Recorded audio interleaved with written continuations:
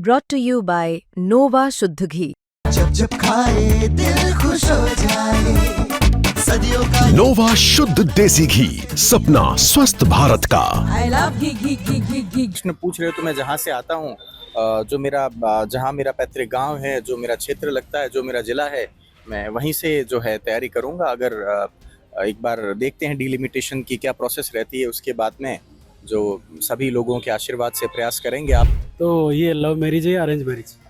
ये arrange marriage है, घर वालों ने प्लान की है और घर वाले ही जो है सब कुछ कर रहे हैं। मेरा सिंपल सा स्टेटमेंट है कि सरकार की सबसे बड़ी कमी है कि सरकार ने छात्र संघ चुनाव को एज अ टूल समझना शुरू कर दिया। उनकी मर्जी हो तब शुरू, मर्जी हो तब बंद। क्यों? पूर्ववर्ती सरकार ने बंद किया तो वो भी गलत था, और ये सरकार पूर्ववर्ती सरकार के सर पर ठीकरा फोड़ करके ये कह रही है कि जो है पूर्ववर्ती सरकार ने चुनाव बंद किए थे इसलिए तो आप चालू करिए ना। तो कुल मिलाकर सरकार जो है नए आने वाले नेतृत्व की हत्या कर रही है, चाहे पूर्ववर्ती हो वर्तमान हो। इस मामले में सरकार के छात्र संघ की राजनीति से उभरे नेता और निवर्तमान छात्र संघ अध्यक्ष अरविंद सिंह भाटी। देखिए, जब अरविंद सिंह भाटी का नाम आता है तो स्वाभाविक है रविंदर सिंह भाटी वर्तमान में विधायक है, तो अरविंद सिंह भाटी भी विधानसभा चुनाव की रणनीति में कूदने वाले हैं। जल्दी आपको विधानसभा में भी दिखेंगे। राजस्थान में छात्र संघ चुनाव तो नहीं हो रहे हैं, लेकिन पूरी बिछा रखी है कहाँ से चुनाव लड़ेंगे, और जीवन की नई पारी भी शुरुआत करने वाले हैं। आइए इनसे बात करते हैं। भाटी साहब, छात्र संघ चुनाव लड़ा, आज की समय वर्तमान में आप निवर्तमान छात्र संघ अध्यक्ष हैं। अब इसका आगे जो आपके बड़े भाई मानते हैं, जिनको आप, वो राजस्थान की राजनीति में अच्छा नाम है, देश की राजनीति में, अब आप आगे क्या है, आगे की प्लानिंग? देखो, आगे की राजनीति आगे की प्लानिंग को लेकर के मेरी खुद की योजनाएं हो सकती है, पर उस योजनाओं को जो है पूरा मूर्त रूप देने का काम प्रभु और परमेश्वर के हाथ में है। निश्चित रूप से अगर इस क्षेत्र में आया हूं और इस तरफ खुद को आगे बढ़ा रहा हूं, तो ये पूरा प्रयास रहेगा कि जो है राजनीतिक क्षेत्र में आकर के लोगों की सेवा कर सकूं, लोगों के लिए कुछ अच्छा कर सकूं। इस देश की राजनीति में खुद के स्वभाव से, खुद के तरीके से कुछ नए जो है मापदंड स्थापित कर सकूं। ये हर नेता का प्रयास रहता है, और वो प्रयास मेरा भी है शायद। तो ये माना जाए कि एक भाटी के बाद दूसरा भाटी विधानसभा में दिखे? देखिए, ये जो है, ये तो जो मेरे कंट्रोल की चीज़ नहीं है, मैं उसके बारे में क्या कह सकता हूँ। निश्चित रूप से महत्वाकांक्षा, इच्छाएं सबकी होती है। आप छात्र राजनीति से निकलते हो, आप प्रदेश के सबसे बड़े सदन में जाना चाहते हो, आप देश के सबसे बड़े सदन में जाना चाहते हो, तो इच्छा के बारे में पूछ रहे हैं आप, तो निश्चित रूप से इच्छा है कि चुनाव लड़ने की पूरी इच्छा है, और इच्छा के साथ जो है परिणाम पक्ष में रहे तो जैसा आप कह रहे हैं तो ठीक वैसा होगा। शायद कहीं बैठने का मौका भी मिलेगा और लोगों के लिए चार बात रखने की जगह भी मिलेगी। तो कहाँ बिछाई जा रही है? ऐसा कुछ भी नहीं है। देखो, स्वाभाविक है, सीधा अगर प्रश्न पूछ रहे हो तो मैं जहाँ से आता हूँ, जहाँ मेरा पैतृक गांव है, जो मेरा क्षेत्र लगता है, जो मेरा जिला है, मैं वहीं से जो है तैयारी करूँगा। अगर एक बार देखते हैं डिलिमिटेशन की क्या प्रोसेस रहती है, उसके बाद में जो सभी लोगों के आशीर्वाद से प्रयास करेंगे। आप सब लोगों का जो है गाइडेंस रहेगी, उसके अकॉर्डिंग जो है पूरी प्रोग्राम को प्रोसेस करेंगे। अच्छा अरविंद जी, जिस तरीके से राजनीति में कोई ना कोई किसी न किसी का गुरु होता है, आदर्श होता है, आइडियल होता है, अब तक की राजनीति में आपका आइडियल कौन है? राजनीतिक रूप से मैं इतना जल्दी, देखो, मेरी राजनीतिक स्टूडेंट पॉलिटिक्स रही है। अभी मैं मेन स्ट्रीम पॉलिटिक्स में ना तो स्टैब्लिश हो पाया हूँ, ना मेन स्ट्रीम पॉलिटिक्स में मेरा कोई बहुत बड़ा नाम है। तो जब आप कुछ लोगों के अनुभव लेकर के उनको जो है एग्जीक्यूट करके कुछ पा लेते हैं, तो आप निश्चित रूप से किसी को गुरु स्वीकार करते हैं कि मैंने इनके प्लान्स को, इनके आइडियाज़ को माना, उनको एग्जीक्यूट किया, और मैं गुरु, ये मेरे गुरु हो सकते हैं। अभी हम खुद जो है स्ट्रगल कर रहे हैं और हसल और ग्राइंड कर रहे हैं, तो इस अवस्था में मेरा किसी व्यक्तिगत रूप से किसी का नाम लेना, किसी को गुरु मानना राजनीतिक रूप से मुझे लगता है कि ठीक नहीं होगा। या मेरा इतना विश्लेषण रहा है किसी व्यक्ति के प्रति कि मैं उसको मेरा जो है गुरु कह सकूं। हाँ, निश्चित रूप से राजस्थान के बहुत से ऐसे नेता हैं जो मुझे जो है प्रिय है, अच्छे लगते हैं, और वो दोनों पार्टियों से हो सकते हैं। वो मेरी व्यक्तिगत पसंद है, पर प्रयास करें कि हर नेता से उनकी जो अच्छी बात है वो सीखी जा सके, वो सीखने का प्रयास कर रहे हैं। अच्छा, एक लाइन में पूछा जाए तो नरेंद्र मोदी आधुनिक भारत के सबसे ज़्यादा पसंदीदा नेता है, और इस बात में कोई दो राय नहीं है कि जब से वो देश के प्रधानमंत्री बने हैं, भारत का सम्मान वैश्विक स्तर पर बहुत तेजी से बढ़ा है और बढ़ रहा है। तो ऐसा ही अगर माना जाए तो राहुल गांधी जी अपनी पार्टी के लिए संघर्ष कर रहे हैं, लड़ रहे हैं। निश्चित रूप से उनको बहुत से जो है सबसे पहले उनको खुद की भाषा समृद्ध करनी पड़ेगी, क्योंकि सबसे बड़ी समस्या उनके साथ आ रही कि वो लोगों से जो है खुद का संवाद बिठा नहीं पा रहे हैं।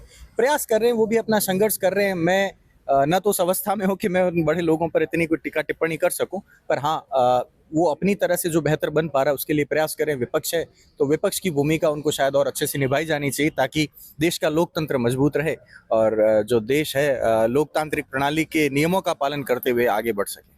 देखिए, अरविंद सिंह भाटी ने छात्र राजनीति की पारी शुरू की और अब खत्म। अब विधानसभा चुनाव या आगामी जो मूल स्ट्रीम के लिए राजनीति की पारी, और उसी के साथ साथ एक और पारी शुरुआत करने जा रहे हैं।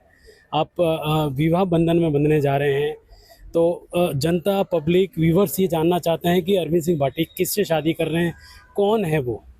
देखिए, ये जो है घर वालों ने, फैमिली का फैसला था, परिवार ने तय किया कि जो है अब उस उम्र के आसपास हो कि अब विवाह हो जाना चाहिए, पारिवारिक जिम्मेदारियों में स्वयं को बांध लेना चाहिए। तो निश्चित रूप से उनके जो है इच्छा का मैंने मान सम्मान रखते हुए जहां घर वालों ने रिश्ता संबंध तय किया, मैं उसी अनुरूप जो है तारीख वारीख उन्होंने सब निकलवाई और मैं विवाह करने जा रहा हूं। अभी कुछ दिन पहले मेरे बड़े भाई का भी विवाह था। तो ठीक है, ये सांसारिक जो है कुछ चीज़ें जो है आपको करनी होती है। आप एक मानव अपन ह्यूमन सोसाइटी में रहने वाले लोग हैं, तो वही कर रहा हूँ मैं। और तो ये लव मैरिज है या अरेंज मैरिज? ये अरेंज मैरिज है, घर वालों ने प्लान की है और घर वाले ही जो है सब कुछ कर रहे हैं। नहीं तो कौन है, कहाँ है, क्या करती है, कैसे मुलाकात हुई? नहीं, मुलाकात तो मेरी हुई नहीं, घर वालों ने करवाया। उसके बाद सहज जो है एक बार जब हम मिले तब हमें मिलाया गया। उसके बाद में कोई ऐसी मुलाकात कोई वो नहीं है। इतना स्वाभाविक है कि वो यहीं जोधपुर में रहते हैं मेरे इन लॉज वाले, और करते जो हैं ग्रेजुएट हैं, अपना कामकाज कर रहे हैं, वो भी अपनी तैयारी में लगे हैं। पर उनका पॉलिटिकल फील्ड नहीं है, तो काइंड ऑफ आप कह सकते हैं कि जो है घर से संबंधित उनके कामकाज हैं, तो उसकी तैयारी में वो लगे हैं, अपना काम कर रहे हैं, वही है। बाकी तो जीवन आगे पड़ा है। अब आगे जो है दोनों कैसे जो है भविष्य की योजनाओं को क्रियान्वित कर पाते हैं, ऐसी अपेक्षा और आशा है। 16 नवंबर को आपकी शादी है, एक नई पारी, छात्र संघ की राजनीति तो आपने पार लगा दी, अब शादी की जो है नई पारी शुरुआत करने जा रहे हैं, लेकिन एक पॉलिटिकली पारी, उसकी कब शुरुआत और कैसे? देखिए, निश्चित रूप से इस फील्ड में आया हूँ, मैं इस बात को नकार नहीं सकता और हर बार मैं नकारना चाहता भी नहीं हूँ कि एक बार जो है डिलिमिटेशन पर थोड़ी सी नज़र है सबकी, और काइंड ऑफ जो है एक ये साल बीते, उसके बाद में जब इलेक्शन में 1-1.5 साल रहता है, तो आप सभी के गाइडेंस से, जो मेरे क्षेत्रवासी हैं उन सब के मार्गदर्शन के अनुसार निश्चित रूप से मैं प्रयास करूँगा। और ये मेरा प्रयास जो है, मैं हमेशा एक चीज़ कहता हूँ, लोग जो है नेताओं के वादों से बहुत दुखी हो चुके हैं। मैं आज भी मेरे क्षेत्र में चाहे सीमित दायरे के लोगों से मिलता हूँ, मुझे एक चुनाव का पहले भी अनुभव है, तो मैं एक चीज़ ये कहता हूँ कि मैं जो है, मेरा ज़िंदगी में सबसे बड़ा डर ये है कि मैं जिस दिन लोगों के सपनों का हत्यारा हो गया ना, तो मैं खुद को क्षमा नहीं कर पाऊँगा। तो मैं इसलिए आज भी वहाँ जाता हूँ। मेरी एक वही लोगों को लग सकता है कि रटी रटाई कॉमन चीज़ है कि मैं आपके लिए जो सरकार भेजेगी मैं उसको पूरा लाने का प्रयास करूंगा। ना तो मैं उसमें 2 जोड़ सकता हूं, और घट जाए तो आप मेरे को जिम्मेदार मानना कि जो सरकार ने 10 रुपये भेजे थे उसमें 9 रुपये आए, आपने 1 रुपया खाया, आप जिम्मेदार हो। और ना मैं उसमें 2 रुपये जोड़कर 12 कर सकता हूँ। तो यही बात है कि क्षेत्रवासी, अब लोग नेताओं से इतने उदासीन हो गए हैं, नेताओं के वादों से इतने उदासीन हो गए हैं। इसी बीच में भारत का जो है लोकतंत्र 75 वर्ष पूर्ण कर चुका है। भविष्य की राजनीति किस दिशा में आगे बढ़ेगी, क्योंकि हम सब लोग पहली या दूसरी पीढ़ी के पढ़े लिखे लोग हैं, तो उस पीढ़ी में इतनी जिज्ञासा है, इतने प्रश्न हैं नेताओं से पूछने के लिए। तो आने वाली 10 साल 15 साल बाद ये डेमोक्रेसी कहाँ जाएगी, ये लोकतंत्र, ये जमहूरियत किस दिशा में आगे बढ़ेगा, और उस समय लोगों के पास कितने प्रश्न होंगे पूछने के लिए। उस प्रश्नों के लिए आज के नेता को खुद को तैयार करना पड़ेगा। और वो प्रश्न सिर्फ दलीलों से जवाब आप दोगे ये चलेगा नहीं। लोग आपका फ्रेमवर्क पूछेंगे, लोग आपका तरीका पूछेंगे, आपके इसको कैसे एग्जीक्यूट करोगे, आप इतने वादे तो कर रहे हो, आपका जो है प्लान क्या है, आपका बजट मैनेजमेंट कैसे होगा। तो इतने सारे सवाल जो है भविष्य में हमारे सामने आने वाले हैं। देखिए, उन सब की तैयारी करने वाले हैं भविष्य में। जिस तरीके से जैसलमेर की बात आती है, भारत में एक ये माना गया कि जैसलमेर सूखा प्रदेश है, जहाँ पानी की कमी है, तमाम सुविधाओं से महरूम है। कई विधायक बीजेपी से आए, कांग्रेस से आए। आपको क्या लगता है कि मूलभूत क्या सुविधाएं हैं जिनसे जैसलमेर महरूम है? जैसलमेर आज भी सबसे बड़ी समस्या जो है, आप देखोगे वही जो कॉमन समस्या है, शिक्षा, चिकित्सा और जो हमारा ट्रांसपोर्टेशन तो इजी हो गया, बहुत सड़कें तो फिर भी बन गई है गांव से, और ये कहेंगे हम बिजली। ये सबसे बड़ी समस्या है। शिक्षा के क्षेत्र में यहाँ के लोग खुद का पेट काट कर अपने बच्चों को पढ़ाने बाहर भेज रहे हैं, परंतु बिजली की इतनी बड़ी समस्या है यहाँ पर लोगों की। और चिकित्सा की अब आप देखोगे, मुझे कहते हुए शर्म आती कि मैं उस ज़िले से आता हूँ। यहाँ अभी जो कुछ दिन पहले बस हादसा हुआ, ट्रोमा सेंटर नहीं, आपको 280-300 किलोमीटर दूर भेजना पड़ा उनको। तो 300 किलोमीटर मतलब जो आदमी ज़िंदगी और मौत से लड़ रहा है उसके लिए तो 1 सेकंड बहुत बड़ी चीज़ है। आप 300 किलोमीटर उसको जो वो जब यात्रा करके आएगा तो उसका क्या बचेगा। तो ये चीज़ें हैं। 75 साल डेमोक्रेसी बीत जाने के बाद भी नेताओं ने शायद इस और गंभीरता से ध्यान नहीं दिया। कोई एक नेता भी सिस्टमैटिक तरीके से अगर लड़ता, अगर बात मनवाता, तो शायद सरकार को ये बात माननी पड़ती और ट्रोमा सेंटर जैसलमेर में खुलता। चूँकि जैसलमेर बाड़मेर लोग नाम साथ लेते हैं, जैसलमेर बाड़मेर में बहुत फ़र्क है। बाड़मेर में अभी 7 विधानसभाएं हैं, जैसलमेर में 2 है, जैसलमेर और पोखरण। और पंचायतों के अनुसार देखेंगे तो जैसलमेर में तकरीबन 206 के आसपास पंचायतें हैं। अभी नहीं बनी, उसका मुझे डेटा लेना होगा। और जो बाड़मेर है उसमें तकरीबन 689 के करीब है। तो आप देखोगे कि 3 गुना बहुत बड़ा डिफरेंस होता है। तो इसीलिए इंफ्रास्ट्रक्चर का बहुत बड़ा डिफरेंस है। जैसलमेर बाड़मेर का नाम साथ लेकर के उनकी तुलना भली बराबर की जा सकती, पर हम लोगों को धरातल पर, हम लोगों को राजनीतिक रूप से और हम लोगों को व्यवस्था के रूप में बहुत कुछ करने की आवश्यकता है। हमारे नेताओं को बहुत कुछ करने की आवश्यकता है। तो ये माना जाए कि एक भाटी के बाद दूसरा भाटी राजस्थान की विधानसभा में देखा जाएगा। देखिए, ये प्रभु और वहाँ के लोगों के हाथ में वो मालिक हैं। ठीक है, मैं आज भी कहता हूं कि मैं मेरे तरीके से जो है, अगर राजनीति में आया, मैं मेरे तरीके से राजनीति करना पसंद करूंगा, चाहे उसमें लोगों का इंटरेस्ट हो नहीं हो। हाँ ठीक है, कुछ लोगों के अनुसार ढालने का प्रयास करेंगे, पर मेरे से आज भी मेरा सबसे बड़ा डर है कि मैं लोगों के विश्वासघात करके, लोगों के विश्वास की हत्या करके मैं अगर राजनीति के किसी भी पद पर बैठूंगा तो मैं खुद को असफल मानूंगा।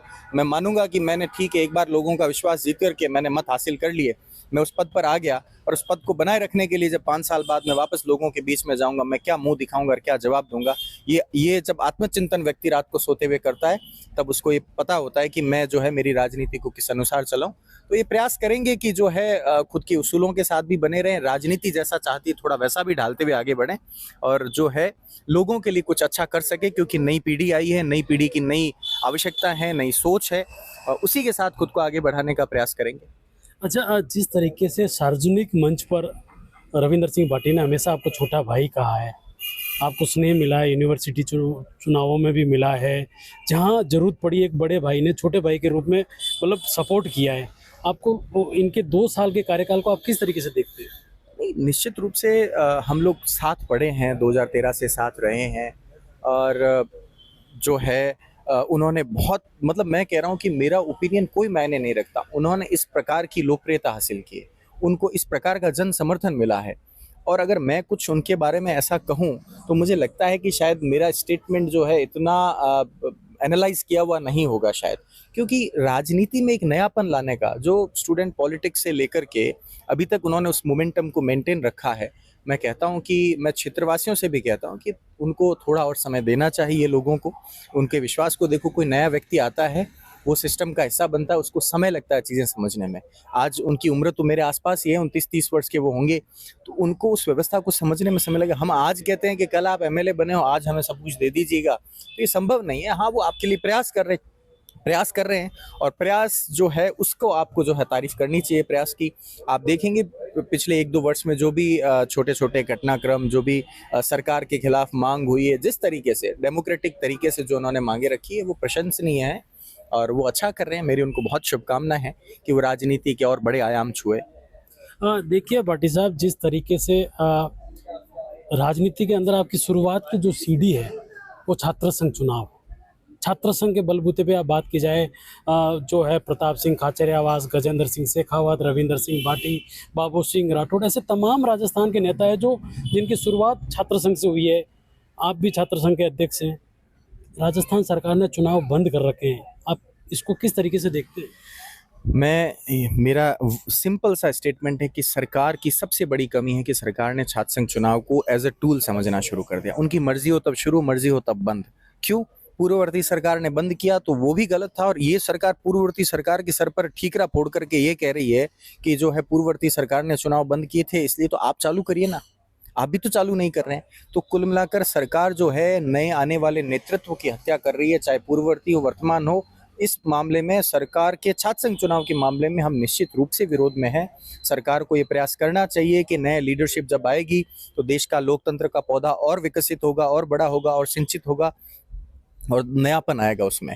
परंतु क्या है कि सरकार की पता नहीं क्या मंशा है, क्या इसके पीछे की योजना है, उसके जो है जवाब शायद उनके जो लोग हैं वो ज़्यादा अच्छे तरीके से दे पाएंगे।